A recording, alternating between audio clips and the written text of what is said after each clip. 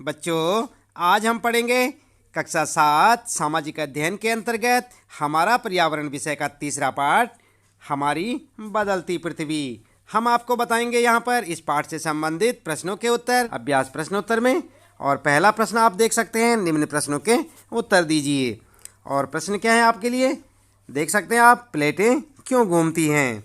उत्तर में क्या लिखेंगे, उत्तर लिखेंगे आप, पृथ्वी के अंदर पिघले हुए मैग्मा में होने वाली गति के कारण पृथ्वी के अंदर पिघला हुआ मैग्मा एक वृत्तीय रूप में घूमता रहता है। ये प्लेट हमेशा धीमी गति से चारों तरफ प्रत्येक वर्ष केवल कुछ मिलीमीटर के लगभग घूमती रहती हैं। तो इस प्रकार से आपका जो पहला प्रश्न है, कै वाला प्रश्न, उसका उत्तर आप लिख सकते हैं। इसके बाद दूसरा प्रश्न है बच्चों, बहिर्जनित एवं अंतर्जनित बल क्या है।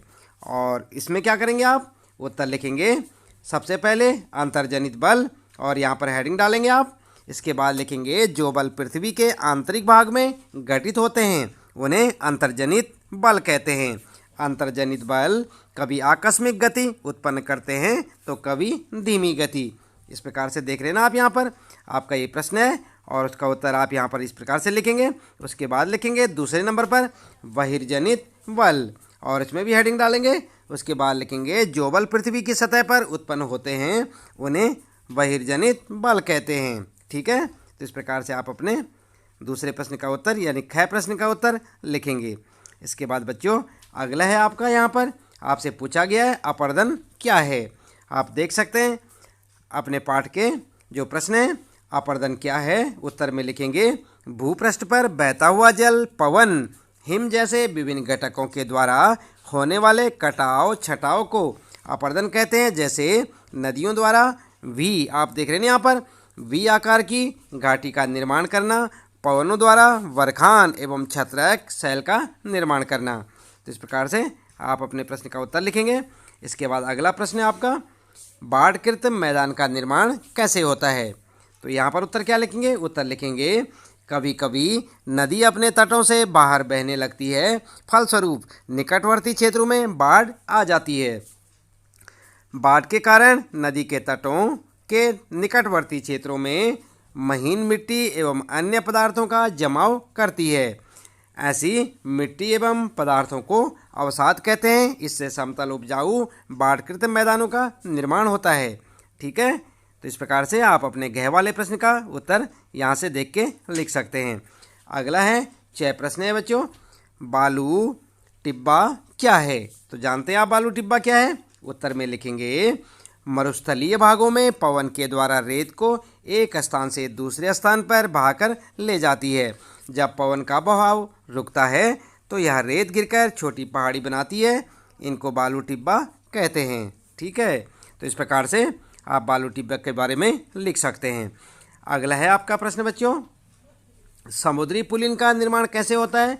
उत्तर में लिखेंगे जब समुद्री किनारों पर समुद्री अवसाद जमा हो जाते हैं और समुद्र का कुछ भाग समुद्र के या समुद्र से कटकर एक झील का रूप ले लेता है, उसे पुलिन कहते हैं। समझ गए ना आप पुलिन किसे कहते हैं, आपने पाठ में पढ़ा भी होगा बच्चों।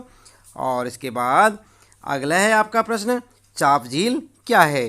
तो चाप झील का उत्तर क्या लिखेंगे आप, क्या होती है चाप झील। उत्तर में लिखेंगे जब नदी टेढ़ी मेढ़ी सांप के आकार में बहती है और जब नदी का बहाव तेज हो जाता है तो कुछ स्थानों में नदी कठोर चट्टान को भी काटकर सीधी बहने लगती है, जिससे विसर्प लूप नदी से कट जाते हैं और अलग झील बनाते हैं, जिसे चाप झील या गोखुर झील कहते हैं। ठीक है, ये आपका प्रश्न है, चाप झील किसे कहते हैं। इस प्रकार से आप उत्तर लिखें। इसके बाद दूसरा प्रश्न है बच्चों, सही उत्तर चिन्हित कीजिए, और इस प्रकार का आपने चिन्ह लगाना उस पर सही का। तो यहाँ पर आपको जो है ऑप्शन भी मिलेंगे। चलिए पढ़ लेते हैं। कै प्रश्न है, इनमें से कौन सी समुद्री तरंगें या समुद्री तरंग की विशेषता नहीं है। तो यहाँ पर ध्यान दें आप, यहाँ पर क्या है, यहाँ पर जो है पहला सैल, दूसरा किनारा और तीसरा समुद्री गुफा। तो उत्तर में क्या लिखेंगे आप, सैल वाला लिखेंगे आप। ये देख रहे हैं ना आप यहाँ पर सैल, तो इस प्रकार से आप सैल वाले को सही का चिन्ह लगाएं। इसके बाद अगला प्रश्न है बच्चों, हिमनद की निक्षेपण की विशेषता है, और क्या है, बाढ़कृत मैदान है, पुलिन है या हिमोड है? क्या होगी? आपने सोचा तो उत्तर में लिखेंगे आप हिमोड। ठीक है, ये वाला आपका सही ऑप्शन है, ध्यान रखें बच्चों। और इसके बाद अगला प्रश्न है बच्चों, पृथ्वी की आकस्मिक गतियों के कारण कौन सी घटना होती है? तो यहाँ पर देख सकते हैं आप, ये तीनों के बारे में लिखा है यहाँ पर, ज्वालामुखी, वलन, बाढ़कृत मैदान। तो इनमें से सही कौन सा है? उत्तर लिखेंगे ज्वालामुखी। ठीक है, आपका उत्तर होगा ज्वालामुखी। और इसके बाद अगला है बच्चों, छात्रक शैलें पाई जाती हैं, कहाँ पाई जाती हैं? रेगिस्तान में, नदी घाटी में या हिमनद में? उत्तर लिखेंगे आप रेगिस्तान में। कहाँ पाई जाती हैं? रेगिस्तान में। और इसको सही का चिन्ह लगाएं आप। चाप झील यहाँ पाई जाती है, तो कहाँ पाई जाती है बच्चों? हिमनद में, नदी घाटी में या रेगिस्तान में? उत्तर लिखेंगे आप नदी घाटी में। उत्तर होगा आपका नदी घाटी। और इसी प्रकार से तीसरा प्रश्न है बच्चों, निम्नलिखित स्तंभों को मिलाकर सही जोड़े बनाइए। तो यहाँ पर आपने जोड़े बनाने हैं, आप पढ़ सकते हैं इन्हें। क में हिमनद, दूसरा विसर्प, ग में पुलिन, घ में बालू टिब्बा, च में जलप्रपात और छ में भूकंप। तो इसके बाद आगे देख लेते हैं। यहाँ पर फर्स्ट है यहाँ पर समुद्री तट, सेकंड में बर्फ़ की नदी, थर्ड है नदियाँ, फोर्थ है पृथ्वी का कंपन, और जो फिफ्थ है कठोर संस्तृत शैल, और अगला है रेगिस्तान। तो इनको जो है आपने जो ये है यहाँ पर, इनको जो है नीचे दिए हुए जो है इनके साथ मिलाना है। ठीक है, तो यहाँ पर कैसे मिलाएंगे आप, इन्हें मेल कैसे करेंगे? इस प्रकार से लिखें आप। जो फर्स्ट में है हिमनद, विसर्प, पुलिन, बालू टिब्बा, ये तो आप ऐसे ही लिख देंगे जैसे यहाँ पर लिखा हुआ है, ऐसे ही लिख दें। और उसके बाद जो सेकंड में है, इसको आप जो है इस तरह से लिखेंगे। सबसे पहले कै वाले के साथ आएगा सेकंड, तो ये किसके साथ आएगा? कै वाले के साथ।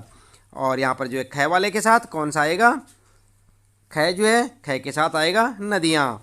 और फर्स्ट वाले यहाँ पर देख सकते हैं आप, इस प्रकार से लिखेंगे, पहले बर्फ़ की नदी, थर्ड में जो है नदियाँ, और फिर समुद्री तट, रेगिस्तान, कठोर संस्तृत शैल और पृथ्वी का कंपन। और यहाँ पर देख सकते हैं आप, इनके साथ आप इसी प्रकार से मिलाएंगे, यानी कि आप समझे ना। सेकेंड, यहाँ पर आप देख सकते हैं सेकेंड, थर्ड, फर्स्ट, तो आप कैसे लिखेंगे? इसके पीछे यहाँ पर जो है सेकेंड आ जाएगा, यहाँ पर जो है थर्ड आ जाएगा, यहाँ पर जो है फर्स्ट आ जाएगा इसके साथ। तो इस प्रकार से आप जो है इन्हें नीचे ऐसे लिखें।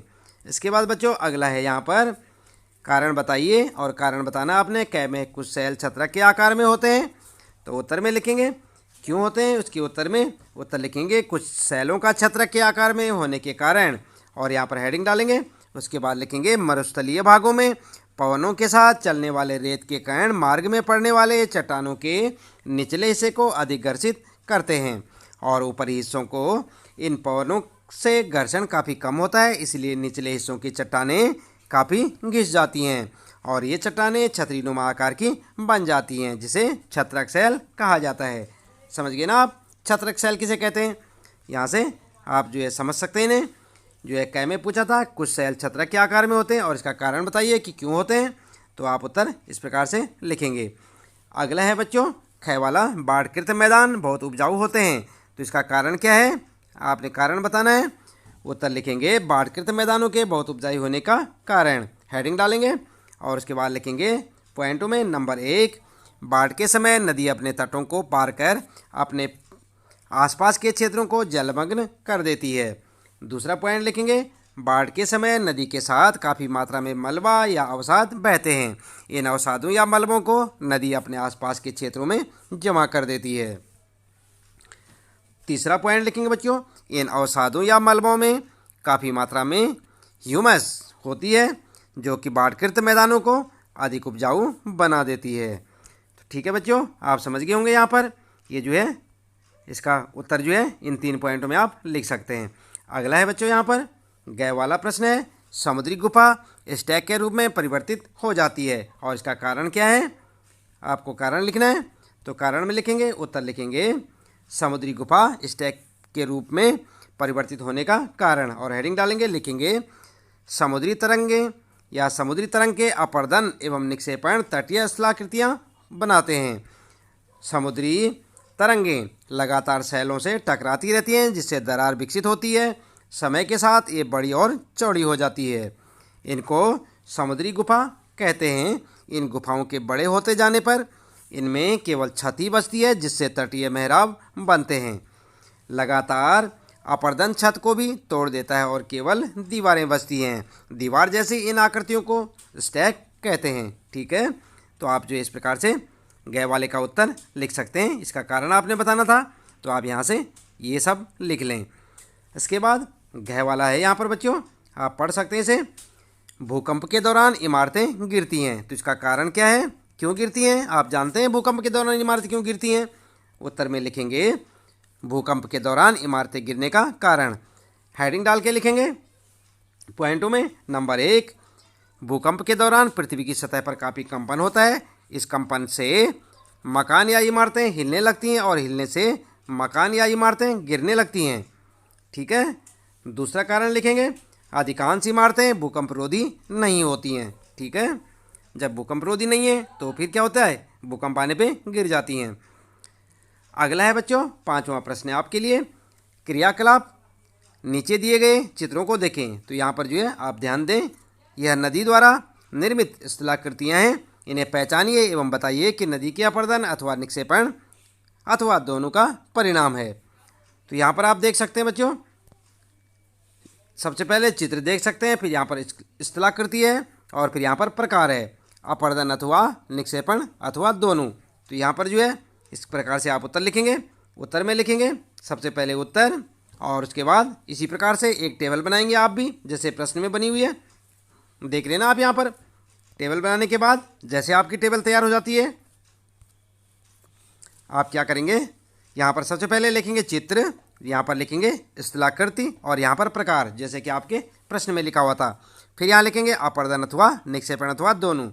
तो यहाँ पर जो है इस चित्र में फर्स्ट वाले में आप लिखेंगे जलप्रपात, दूसरे में नदी विसर्प और यहाँ पर तीसरे में मैदान, और इस साइड में क्या लिखेंगे अपर्दन या निक्षेपण। और इसके बाद जो तीसरा है यहाँ पर तीसरे में मैदान के साथ क्या लिखेंगे, निक्षेपण। ठीक है, तो आप समझ गए होंगे यहाँ पर किस प्रकार से लिखेंगे, जलप्रपात, नदी विसर्प और मैदान। यहाँ लिखेंगे अपर्दन या निक्षेपण और यहाँ पर निक्षेपण। ठीक है, तो इस प्रकार से आप जो अपने प्रश्न का उत्तर दे सकते हैं। तो बच्चों इसके साथ ही इस पाठ से संबंधित आपके सारे प्रश्न जो है यहाँ पर समाप्त होते हैं। तो आज के लिए इतना काफ़ी है बच्चों, आपका दिन शुभ हो।